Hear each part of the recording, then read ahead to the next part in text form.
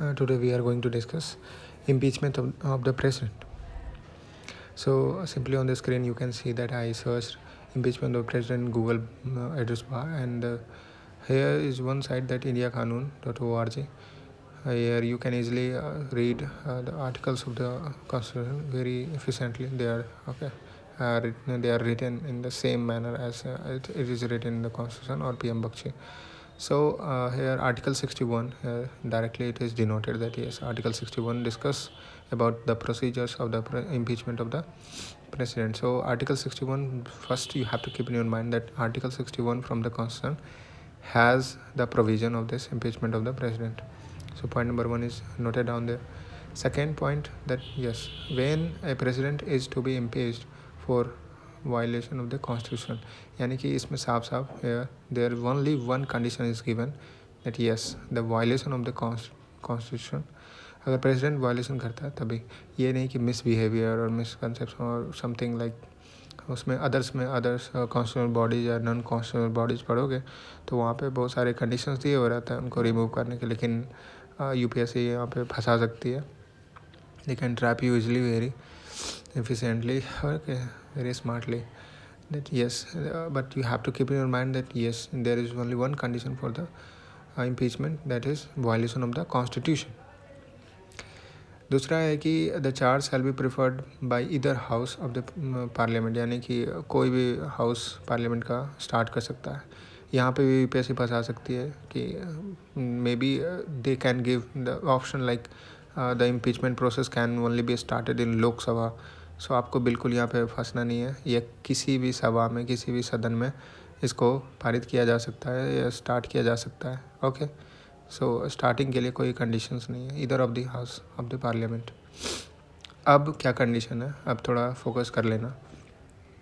अगर पहले हाउस में या किसी भी हाउस में, ठीक है, प्रपोजल आ चुका है तो इसको एक रेजोल्यूशन के तौर पे उसके मेंबर्स, उस सदन के, उस हाउस के मेंबर्स, ओके, एक रिटन में, ठीक है, 1/4 ऑफ द मेंबर, जितने भी टोटल मेंबरशिप है उसके 1/4 भाग के जितने भी सदस्य हैं वो रिटन में 14 दिन के नोटिस पे कि या 14 दिन के बाद हम वोटिंग कराएंगे, इस रेजोल्यूशन को इस सदन में लेके आ रहे हैं, तो इस तर्ज पे आप इस चीज़ को लागू किया जाता है और इसको स्पीकर या फिर chairman of the respective house दिया जाता है उन्हें.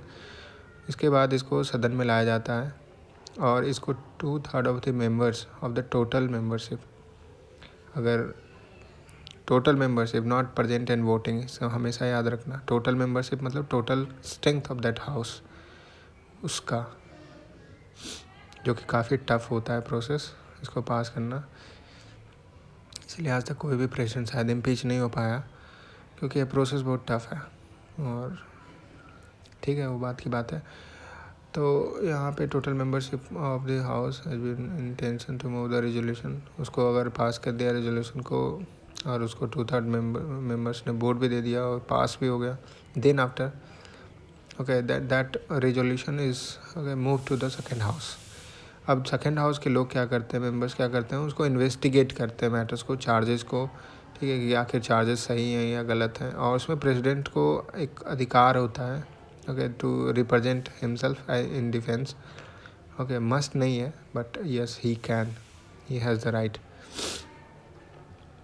तो यहाँ पे दूसरे हाउस में वही प्रोसेस है. अगर चार्ज सस्टेन कर गया तो 2/3 ऑफ द मेंबर्स मिलके उसको पास करते हैं टोटल स्ट्रेंथ के हिसाब से, और फिर वो प्रेसिडेंट उसी दिन इम्पीच हो जाता है.